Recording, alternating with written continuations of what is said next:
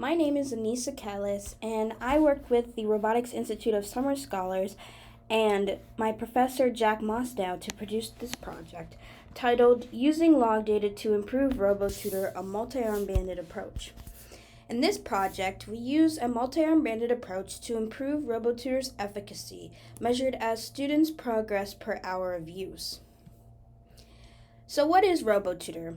As you can see here, RoboTutor is a tablet.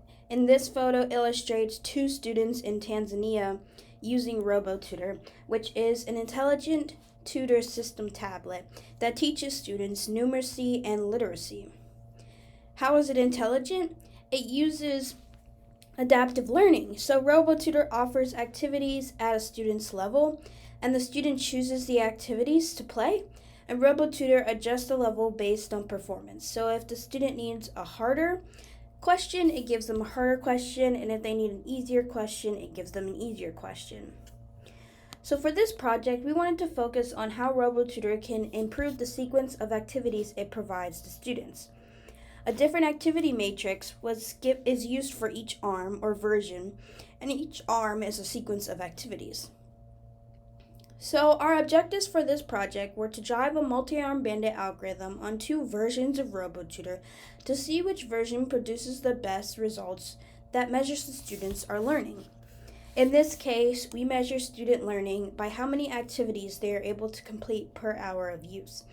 And we have two versions, which are two arms in our multi-arm bandit approach.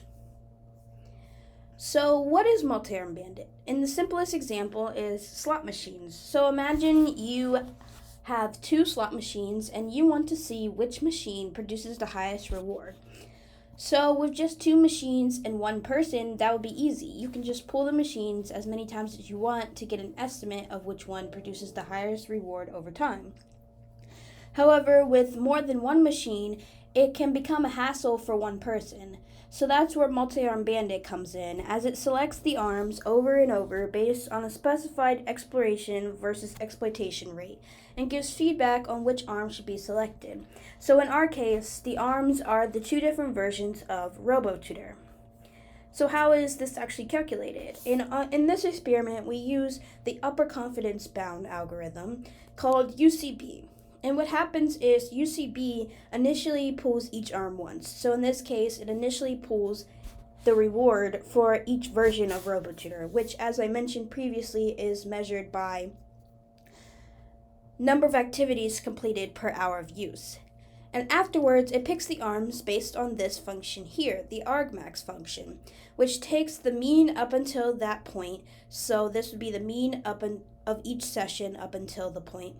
And then it adds the square root of 2, which is the confidence level, and it takes the log of t, which is how many times each arm was pulled. So it keeps track of whether it pulled version 1 or version 2 of RoboTutor. And then it has the number of arms, which in this case is 2 because we have two versions. So my project is based on some prior work with RoboTutor from Wang Han, a former student who worked on analyzing the RoboTutor logs to measure reliability, usability, engagement, and learning of RoboTutor. And as you can see here in this spreadsheet, underneath of each metric is ways in which it was measured. So for my project, as you can see highlighted, we're focusing on the number of activities passed per hour of use. And so for each session, that was recorded. So we're looking at this row for each session over time. And so you can see that here is the minimum, the median, the max, the mean, and the standard deviation. And then in the real spreadsheet, there are a bunch of sessions that were recorded. So what did I actually do? So I used two RoboTutor versions as the arms of multi-arm bandit. And first, I estimated the historical reward distribution for each version, and then I simulated those rewards by sampling from that distribution. And then I actually applied the UCB algorithm to tell me which version of RoboTutor produced higher learning results. So here are my results. For the first part of this project, I did a simulated sum of the rewards for each arm. And as you can see here, Version 3 of RoboTutor is the blue line, and version 2 of RoboTutor is the red line. And as you can see on the left, we have the reward value, and on the bottom, we have the number of iterations. So as you can see, over time, the reward value, which is number of activities passed per hour, significantly surpassed for version 3 than it did for version 2, meaning that over the iterations, version 3 had a higher reward value. And then here is where I actually simulated multi-arm Bandit. So on the left graph here, you can see that over time on the bottom, and the reward value is on the top. So as I mentioned, multi-arm Bandit pulls each arm over time for exploration and exploitation, and eventually it pulls the arm that it believes has the highest reward value over time. So as you can see here, it was pulling both version 2 and version 3 up until around 800 iterations, and then it learned from itself that version 3 was better. So that's why you don't see any more red and you only see blue, because it was just pulling that one. And then as you can see here, this is just a zoomed in where it changes. So as you can see here, from 700 to 800 iterations, it was pulling both versions. And then at around 800 iterations, it decided that version 3 was better, and it just pulled version 3 because these plots plot each reward at a time when each arm is pulled.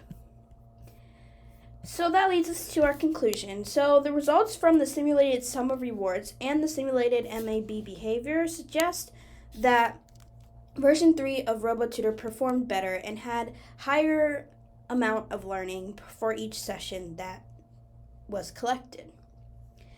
So in terms of what we discussed distinguishing from the historical reward from the simulated reward. So the historical reward is the average that was actually given using the values from this column here. And the simulated reward is what we actually computed, which is how would the reward grow over time. And then another thing that we had to think about was that we are limited by the data that we have. So right now, this multi-arm Bandit approach is only used for data that we have been given. It doesn't actually account for new data. And so that becomes an issue because new data might change which arm should be chosen. So in the future, we would want to find a way to run multi-arm Bandit at runtime on RoboTutor so that it can account for any incoming data. And then we also talked about the number of sessions it took to converge between the two versions. So as you can see here, it took around 800 sessions before UCB algorithm decided that version 3 was performing better than version 2. And then we have future work. So one thing we want to look at for future work is how much data would determine which arm is best. We would want to do this by calculating the effect size on each arm. And so this would give us a concrete number to define which arm is better than the other arm. And we want to also, in the future, compute a more accurate function for measuring the learning of a student. So as I mentioned right now, this is what we're using, number of activities passed per hour, and that can cause some issues because number of activities passed doesn't necessarily indicate that a student is learning. And so we would want to find a way to use this value here, percent promotion activities passed, because the promotion activities is measured by every time a student completes a activity that's harder than the one they did previously.